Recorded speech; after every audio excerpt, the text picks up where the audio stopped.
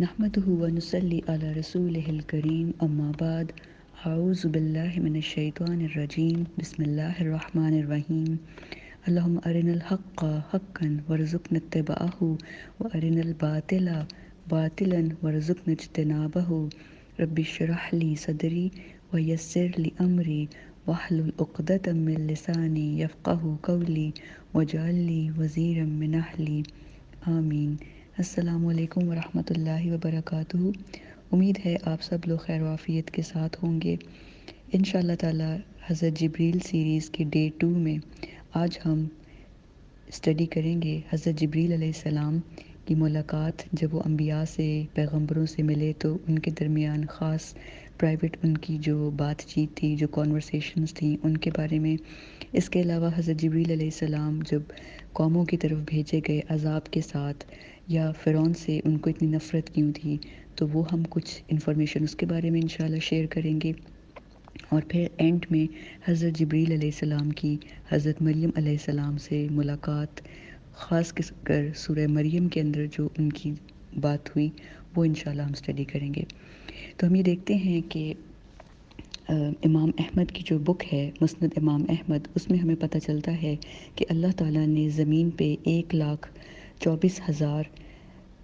Prophets یا انبیاء بھیجے، جن میں سے 315 رسول تھے۔ تو جو خاص تھے جن کی طرف شریعت بھیجی گئی وہ 315 تھے، اور باقی تمام 1,24,000 نبی تھے،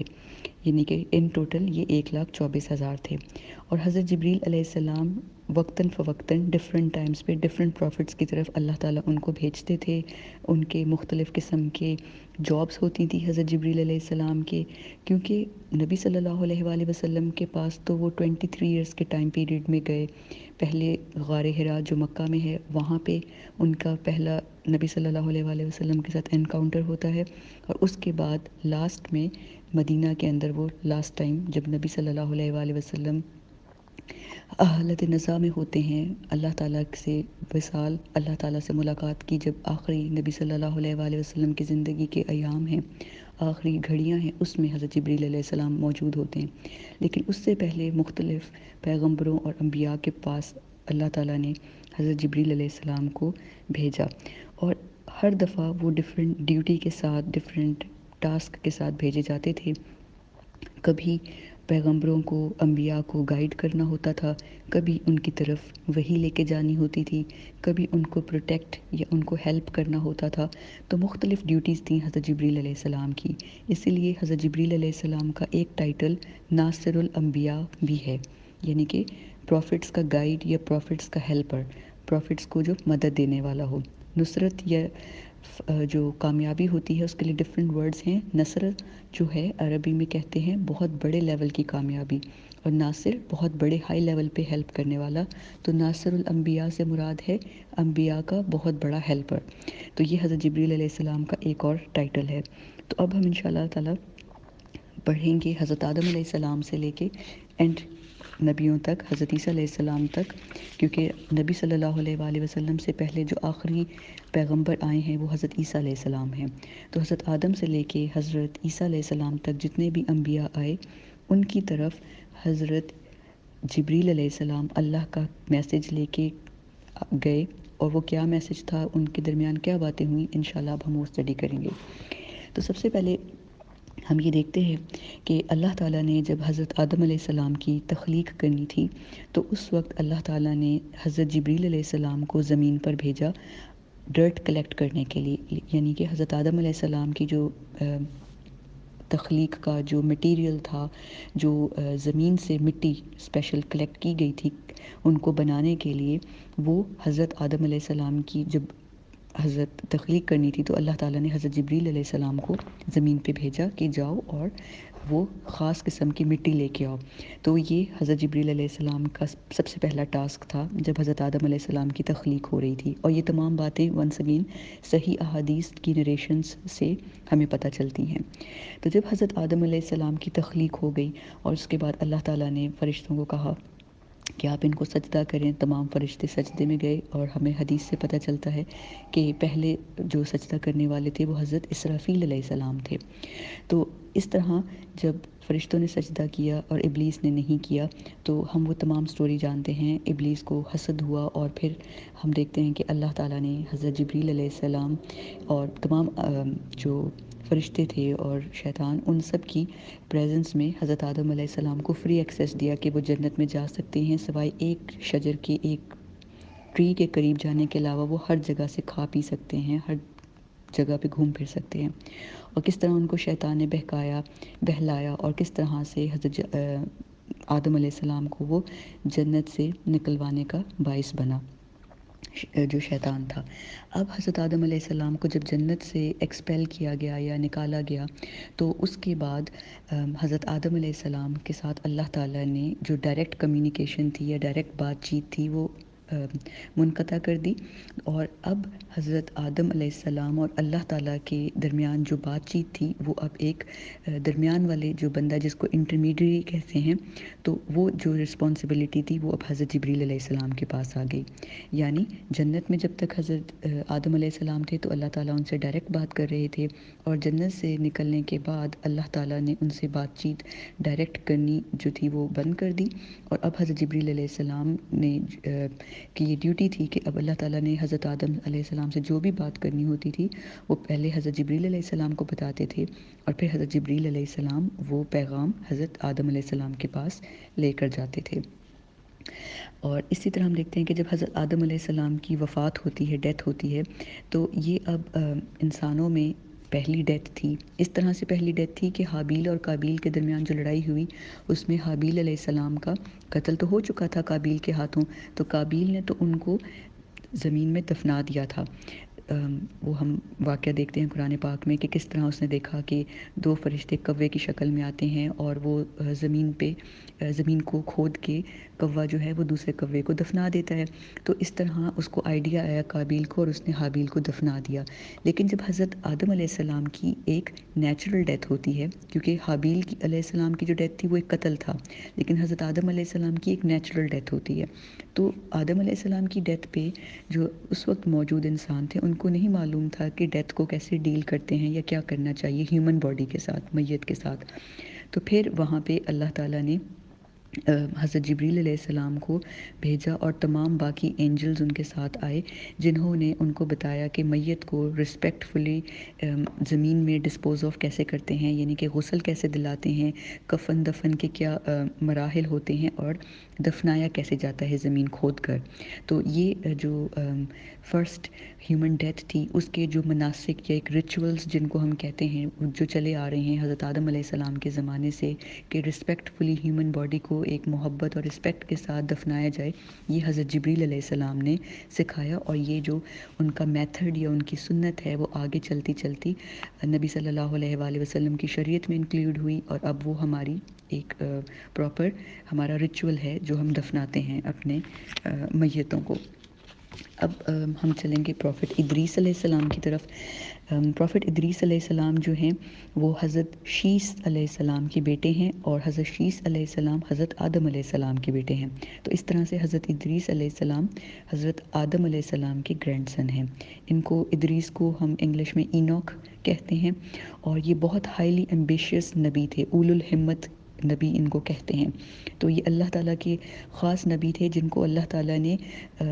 قلم جو ہوتا ہے پین سے کیسے لکھتے ہیں، the first one to use pen was حضرت ادریس علیہ السلام، اور ان کو تبلیغ اور دعوت سے بہت محبت تھی۔ یہ ہر وقت دین کا علم حاصل کرتے تھے اور لوگوں تک پہنچاتے تھے، اور یہ اتنے انتھوزیاسٹک تھے کہ ایک دفعہ ان کو یہ شوق ہوا کہ وہ یہ جاننا چاہتے تھے کہ ان کی زندگی کا کتنا وقت رہ گیا ہے تاکہ وہ زیادہ سے زیادہ اپنی تبلیغ کا اور دعوت کا کام کر سکیں، دین کی دعوت کی طرف وہ اپنے گولز کو، ٹارگٹس کو سیٹ کر سکیں۔ تو ان کے پاس جبریل علیہ السلام آتے تھے، تو حضرت ادریس علیہ السلام نے حضرت جبریل علیہ السلام سے پوچھا کہ میرے پاس کتنا وقت رہ گیا ہے، میں اللہ تعالیٰ سے پوچھنا چاہتا ہوں کہ میرا کتنا وقت رہ گیا ہے دنیا پہ تاکہ میں اپنے آپ کو اور زیادہ تیز اور پیشنیٹ کر سکوں دین کے لیے۔ اور آپ یہ دیکھیں کہ یہاں پہ ہمیں یہ بات پتہ چلتی ہے کہ حضرت جبریل علیہ السلام اللہ تعالیٰ کے وہ واحد ملک ہیں، وہ واحد فرشتے ہیں جن کے پاس یہ اتھارٹی ہے اور یہ کیپیبلٹی ہے کہ وہ صرف ہیومن بینگز کو، اور وہ بھی ہیومن بینگز میں صرف پروفٹس کو آسمانوں پہ لے کے جا سکتے ہیں اللہ کی اجازت سے۔ اور ان میں ہم دیکھتے ہیں کہ ان میں اگزامپل ہے حضرت ادریس علیہ السلام کی، اور پھر ہے حضرت عیسیٰ علیہ السلام کی، اور تھرڈ اگزامپل ہے نبی صلی اللہ علیہ وآلہ وسلم کی، جن کو وہ معراج پہ آسمانوں پہ لے کے گئے۔ تو اس طرح حضرت ادریس علیہ السلام نے حضرت جبریل علیہ السلام سے ریکویسٹ کی، ان کی ریکویسٹ تھرو ہوئی، تو حضرت جبریل علیہ السلام حضرت ادریس علیہ السلام کو لے کر جب اوپر کی طرف جا رہے تھے تو وہاں پہ ان کی ملاقات ہوتی ہے ملک الموت سے، اینجل آف ڈیتھ سے، اور وہ ہوتی ہے فورتھ ہیون پہ، یعنی کہ چوتھے آسمان پہ۔ تو وہاں پہ حضرت جبریل علیہ السلام جو ہیں وہ اینجل آف ڈیتھ سے ملاقات کرتے ہیں، اور وہ کہتے ہیں کہ میں تمہارے پاس ہی آ رہا تھا تم سے یہ پوچھنے کے لیے کہ ادریس کے پاس کتنا وقت رہ گیا ہے، وہ جاننا چاہتا ہے کہ دنیا پہ اس کا کتنا وقت ہے تاکہ وہ اور زیادہ دعوت کا کام کر سکے۔ تو جو اینجل آف ڈیتھ ہیں یعنی کہ ملک الموت ہیں، وہ حیران ہو کے کہتے ہیں کہ میں بہت حیران تھا کہ مجھے جب اللہ تعالیٰ کی طرف سے حکم ہوا کہ میں نے ادریس کی روح کو چوتھے آسمان پہ قبض کرنا ہے، تو یعنی کہ اینجل آف ڈیتھ کو اللہ تعالیٰ نے بھیجا کہ جاؤ ادریس کی روح کو قبض کرو اور چوتھے آسمان پہ۔ تو یہ بڑی ایک یونیک بات تھی، کیونکہ اس سے پہلے تو کبھی اس طرح سے اینجل آف ڈیتھ کے ذمے اس طرح کی کوئی ڈیوٹی اپوائنٹ نہیں ہوئی تھی۔ تو وہ حیران تھے۔ تو ادریس علیہ السلام کی جو وفات ہے، ان کی ڈیتھ ہوتی ہے چوتھے آسمان پہ، اور اس طرح سے آپ یہ دیکھتے ہیں کہ جب نبی صلی اللہ علیہ وآلہ وسلم معراج پہ جاتے ہیں تو وہاں پہ ان کی ملاقات حضرت ادریس علیہ السلام سے فورتھ آسمان پہ، چوتھے آسمان پہ ہوتی ہے، اور یہ وہ واحد انسان ہیں، وہ پہلے اور شاید آخری ہیومن بینگ ہیں حضرت ادریس علیہ السلام، جن کی ڈیتھ آسمانوں پہ ہوئی ہے۔ اور ہم دیکھتے ہیں سورہ مریم کے اندر اللہ تعالیٰ نے ان کو یہ ان کا نام ذکر کیا ہے، تذکرہ کیا ہے حضرت ادریس علیہ السلام کا۔ سورہ مریم آیت نمبر 57 میں اللہ تعالیٰ کہتے ہیں وَرَفَعْنَاهُ مَكَانًا عَلِيًّا، اور ہم نے اس کو ایک بلند مرتبہ دیا، یعنی کہ اٹھا لیا اس کو ایک بلند مرتبہ کی طرف، یعنی حضرت ادریس علیہ السلام کو اللہ نے ایک بلند مرتبے کی طرف اٹھایا، یعنی کہ ان کی ڈیتھ ہی اوپر آسمانوں پہ ہوئی۔ یعنی کہ جتنی ان کو تبلیغ اور دعوت حق کا شوق تھا تو اللہ تعالیٰ نے ان کو اپنے پاس، یعنی کہ سب سے زیادہ قریب ترین جو مطلب ڈیتھ یعنی کہ ہوئی ہے اللہ تعالیٰ کے قریب، وہ حضرت ادریس علیہ السلام کی ہوئی۔ اور اس طرح جبریل علیہ السلام کے ساتھ ان کا کنیکشن ایسے تھا کہ وہ ان کو لے کے جا رہے تھے، اور ڈیورنگ ٹریولنگ ان کی فورتھ ہیون پہ ڈیتھ ہوتی ہے۔ اب ہم دیکھتے ہیں حضرت جبریل علیہ السلام کا انٹریکشن حضرت ابراہیم علیہ السلام اور ان کی فیملی کے ساتھ۔ تو حضرت ابراہیم علیہ السلام کے ساتھ حضرت جبریل علیہ السلام کا انٹریکشن ہوتا ہے جب حضرت ابراہیم علیہ السلام بہت ہی ینگ ایج کے تھے، جب وہ ٹین ایجر تھے۔ اور یہ دیکھتے ہیں حضرت ابن عباس رضی اللہ تعالیٰ عنہ سے روایت ہے کہ جب حضرت ابراہیم علیہ السلام کو آگ میں پھینکا گیا تو اس وقت جو فرشتے تھے وہ ان کی مدد کی طرف لپکے، ان کی مدد کو، یعنی کہ حضرت ابراہیم علیہ السلام جل نہ جائیں تو ان کی طرف گئے۔ تو وہاں پہ حضرت جبریل علیہ السلام آگے ہوتے ہیں اور وہ حضرت ابراہیم علیہ السلام سے کہتے ہیں کہ کیا میں آپ کے لیے کچھ کر سکتا ہوں؟ Is there anything I can do for you؟ تو ابراہیم علیہ السلام کہتے ہیں کہ اگر تم میری مدد کے لیے آئے ہو تو مجھے تم سے کوئی مدد نہیں چاہیے، لیکن اگر اللہ نے تمہیں میری مدد کے لیے بھیجا ہے تو پھر میں مدد لینے کے لیے تیار ہوں، یعنی کہ پھر اٹس اوکے کہ پھر میں مدد لوں گا۔ تو حضرت جبریل علیہ السلام نے چونکہ اپنی محبت جو ان کو ابراہیم علیہ السلام سے محبت تھی حضرت ابراہیم علیہ السلام سے، تو انہوں نے حضرت جبریل علیہ السلام نے کہا کہ مطلب میں یعنی ایک طرح سے میں اپنی محبت سے آپ کو کہہ رہا ہوں کہ میں آپ کے لیے کچھ کر سکتا ہوں۔ تو حضرت جبریل علیہ السلام نے حضرت ابراہیم سے کہا کہ آپ اللہ سے مدد مانگے نا تو اللہ آپ کی مدد کریں گے۔ تو ابراہیم علیہ السلام نے کہا کہ میرا اللہ میری سچویشن جانتا ہے، تو میں اللہ سے مدد نہیں ایسے مانگوں گا، میرا اللہ جانتا ہے میں اللہ سے مدد نہیں مانگوں گا۔ اور یہاں پہ ہمارا کانسیپٹ کلیئر ہونا ضروری ہے۔ حضرت ابن عباس کہتے ہیں کہ اس طرح کی بات صرف انبیاء کر سکتے ہیں کہ میرا اللہ میری کنڈیشن جانتا ہے، تو میں اس طرح سے اللہ کے آگے مطلب اگر مجھے اللہ کی خاطر آگ میں پھینکا گیا ہے تو پھر میں اللہ تعالیٰ سے مطلب ایسے دعا نہیں کروں گا۔ تو اس کے بعد آپ یہ دیکھیں کہ حضرت جبریل علیہ السلام نے حضرت ابراہیم علیہ السلام کو کچھ الفاظ سکھائے۔ حضرت عبداللہ ابن مسعود کہتے ہیں کہ حضرت جبریل نے حضرت ابراہیم علیہ السلام سے کہا کہ حسبنا اللہ حسبی اللہ و نعم الوکیل پڑھیں، تو حضرت ابراہیم علیہ السلام نے حسبی اللہ و نعم الوکیل پڑھا، اور اس وقت جیسے ہی الفاظ کہے تو ان کی جو آگ تھی وہ ٹھنڈی ہو گئی، اور ٹھنڈی ہو کے نہ صرف وہ ٹھنڈی ہوئی بلکہ سلامتی والی آگ بن گئی۔ آپ یہ دیکھیں کہ اگر وہ صرف آگ ٹھنڈی ہوتی، فریزنگ کولڈ ہو جاتی، تو وہ جس طرح کی برننگ ہاٹ فائر ہے، تو اسی طرح فریزنگ کولڈ فائر جو فریزنگ کولڈ آئس ہے، اس سے بھی حضرت ابراہیم علیہ السلام کی باڈی ڈیمیج ہو سکتی تھی۔ لیکن اللہ تعالیٰ نے ہمیں قرآن پاک میں بتایا کہ وہ جو آگ تھی وہ ٹھنڈی ہو گئی، اور ٹھنڈی ہونے کے ساتھ سلامتی والی آگ بن گئی، یعنی کہ اس آگ نے حضرت ابراہیم علیہ السلام کو نہ تو جلایا، نہ برف یا ٹھنڈی ہو کے ان کی باڈی کو ویسے خراب کیا، بلکہ سلامتی والا کر لیا۔ تو اس ٹائم پہ جب حضرت ابراہیم علیہ السلام کو آگ میں پھینکا گیا، تو اسکالرز ہمیں یہ بتاتے ہیں کہ وہ بہت ہی ینگ ایج کے تھے، وہ ایک ٹین ایجر تھے جب ان کے ساتھ یہ واقعہ ہوتا ہے۔ تو یہ حضرت ابراہیم علیہ السلام کا اور حضرت جبریل علیہ السلام کا فرسٹ انٹریکشن تھا۔ پھر اس کے بعد حضرت ابراہیم علیہ السلام کی آگے ہم لائف کو دیکھتے ہیں کہ ان کی لائف جیسے پروسیڈ کرتی ہے، تو حضرت ابراہیم علیہ السلام کی پہلی شادی حضرت سارہ علیہ السلام کے ساتھ ہوتی ہے، اور حضرت سارہ علیہ السلام سے کافی عرصہ شادی کے بعد ان کے ہاں اولاد نہیں ہوتی، تو حضرت سارہ اپنی خوشی سے حضرت ابراہیم علیہ السلام کی شادی کسی اور قبیلے کی جو خاتون ہیں حضرت حاجرہ علیہ السلام، ان کے ساتھ اپنی خوشی سے کرواتی ہیں۔ تو حضرت ابراہیم علیہ السلام کی یہاں پہ ہم دیکھتے ہیں کہ 3 وائفز ہیں، اور قرآن پاک میں ہمیں 2 کا ذکر ملتا ہے، لیکن ایکچولی حضرت ابراہیم علیہ السلام کی جو اسلامک ہسٹری ہے اس میں ہمیں پتہ چلتا ہے کہ ان کی 3 وائفز تھیں۔ سب سے پہلے حضرت سارہ علیہ السلام تھیں، جن سے ان کی اولاد حضرت اسحاق علیہ السلام ہوئے۔ پھر اس کے بعد ان کی سیکنڈ وائف حضرت حاجرہ ہیں، جن سے ان کی اولاد حضرت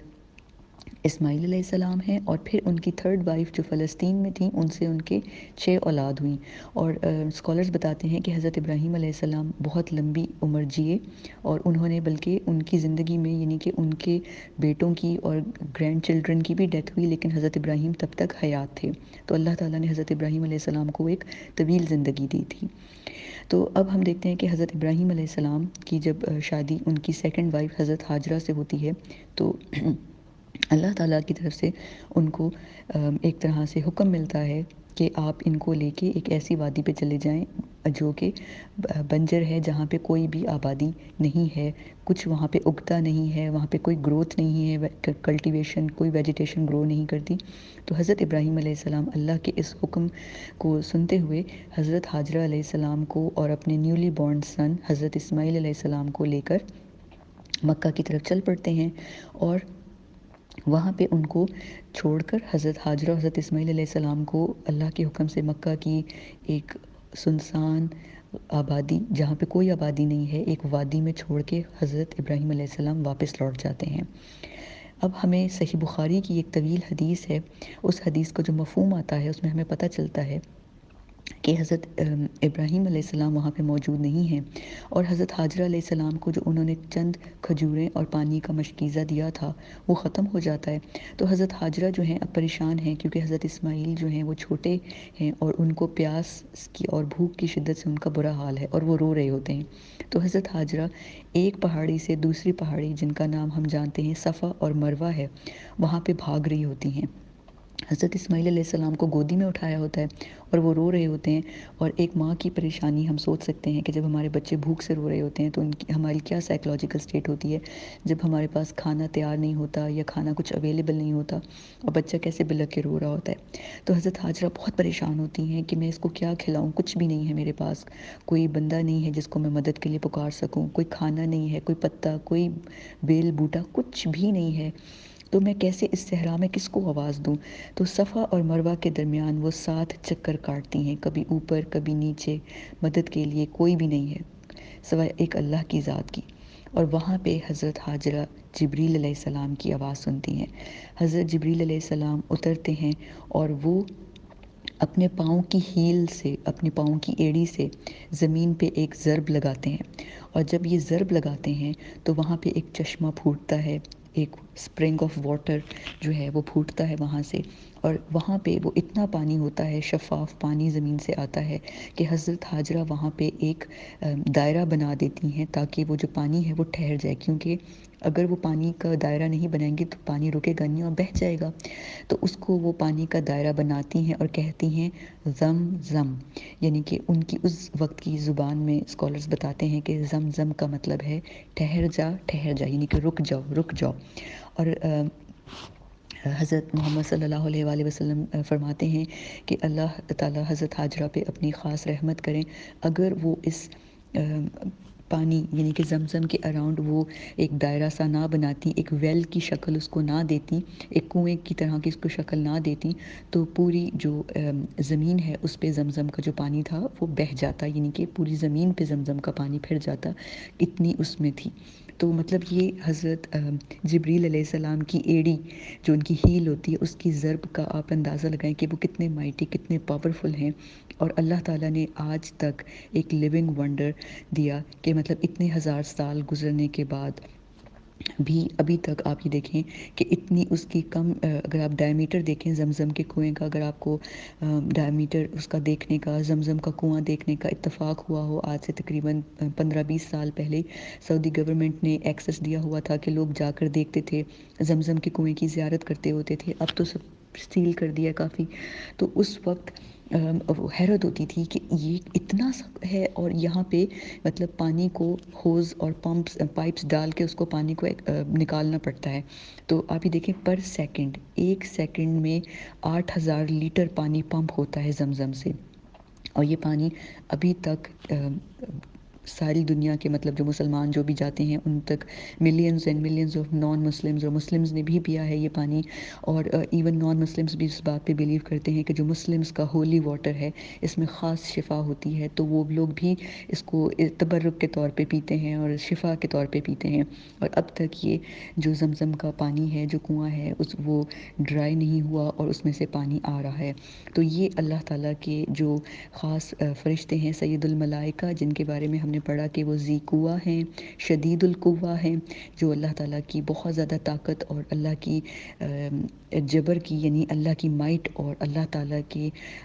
پاورفل ہونے کی ایک مثال ہیں، ایک ٹائپ ایگزامپل ہیں حضرت جبریل علیہ السلام۔ یہ ان کی ایک اسٹرائک، ایک ان کی جو ضرب ہے اس کی ایک نشانی ہے اللہ تعالیٰ کی، یہ لیونگ ونڈر ہے زمزم کا کنواں جو انہوں نے حضرت جبریل علیہ السلام نے دیا۔ اور ہم دیکھتے ہیں کہ پھر یہ جو یہاں سے ایک زندہ ایک پوری لیگیسی سٹارٹ ہوتی ہے۔ آپ یہ دیکھیں زمزم سے پہلے تو وہاں پہ کوئی آبادی نہیں تھی، زمزم کا کنواں نکلتا ہے، پھر وہاں پہ پرندے آتے ہیں، ان پرندوں کو دیکھ کے جو قبیلہ وہاں سے گزر رہا ہوتا ہے، قبیلہ جرہم، ٹریولرز ہوتے ہیں، وہ کہتے ہیں کہ جہاں پہ پرندے ہوتے ہیں اٹ مینس وہاں پہ واٹر ہے، تو وہ وہاں پہ رکتے ہیں، اور پھر وہ حضرت حاجرہ کے ساتھ ایک ڈیل کرتے ہیں کہ ٹھیک ہے ہم یہاں تھوڑی دیر رہیں گے، اور پھر اس قبیلے کی ایک جو لیڈی ہیں ان کے ساتھ حضرت اسماعیل علیہ السلام کی شادی ہوتی ہے، اور اس طرح وہاں پہ آبادی بنتی ہے، اور کس طرح سے پھر اللہ تعالیٰ کا جو معجزہ ہوتا ہے کہ وہاں پہ حضرت اسماعیل علیہ السلام کی اولاد بڑھتی ہے، اور اس طرح وہ شہر آباد ہوتا ہے، وہ شہر مکہ کہلاتا ہے۔ پھر وہاں پہ اللہ تعالیٰ حکم دیتے ہیں حضرت جبریل علیہ السلام، پھر اب ہم دیکھیں گے آگے حضرت جبریل علیہ السلام آ کے کیسے فردر سٹیپس میں حضرت ابراہیم علیہ السلام کو بتائیں گے کہ اب کیا کرنا ہے آپ نے نیکسٹ۔ تو وہاں پہ اللہ تعالیٰ اپنے کعبہ کی تعمیر کرواتے ہیں حضرت ابراہیم علیہ السلام اور اسماعیل علیہ السلام سے۔ تو یہ ایک بیوٹیفل ایک سٹوری، ایک نیو سٹوری سٹارٹ ہوتی ہے زمزم کے کنویں کے نکلنے سے۔ تو یہ حضرت جبریل علیہ السلام کا ایک معجزہ ہے جو اللہ تعالیٰ کی اذن سے ان کو ملا۔